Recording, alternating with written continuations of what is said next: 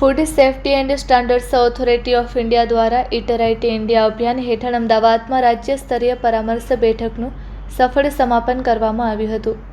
નોરિશિંગ minds shaping futures ગુજરાતમાં multi sectoral convergence દ્વારા પોષણ સુરક્ષાને મજબૂત કરવી શીર્ષક હેઠળ યોજાયેલા આ કાર્યક્રમમાં સૂક્ષ્મ પોષક તત્વોની ઉણપ સામે સંકલિત પગલાં વેગવાન બનાવવા અને રાજ્યની ખાદ્ય સુરક્ષાથી વ્યાપક પોષણ સુરક્ષા તરફની સફરને આગળ ધપાવવા માટે વરિષ્ઠ સરકારી અધિકારીઓ, નિયામક સંસ્થાઓ અને ઉદ્યોગના હિસ્સેદારો એકત્રિત થયા હતા.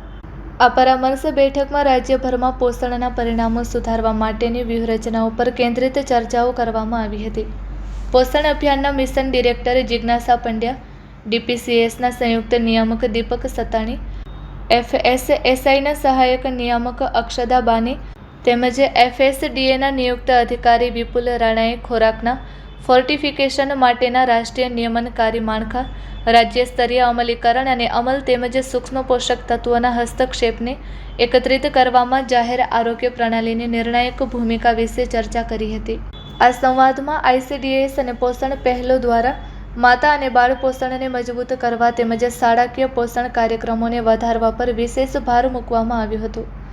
ઉદ્ઘાટન પ્રવચનમાં FSSAIના સહાયક નિયામક અક્ષદા બાને મિનરલ્સ અને વિટામિન્સની ઉણપ સામે લડવા માટે પુરાવા આધારિત વ્યૂહરચનાઓ અપનાવવાની રાજ્ય સરકારની પ્રતિબદ્ધતા પર ભાર મૂક્યો હતો.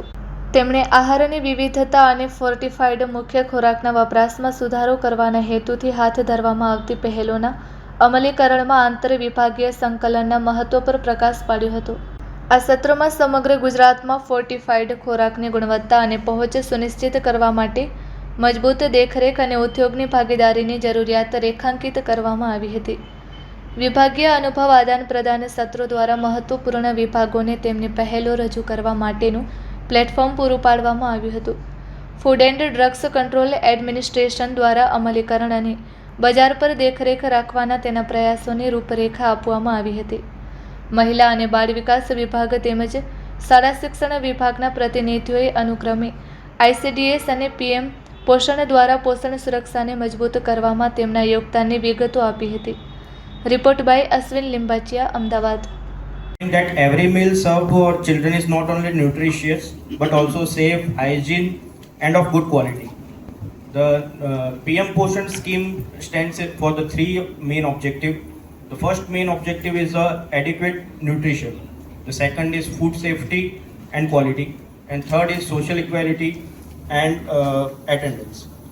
PM Poshan reaches a very large number of children, and therefore food safety should be considered an integral part of the program. From procurement of raw materials to cooking, storage, transportation and serving, every stage needs to be monitored to ensure that children are safe and wholesome food.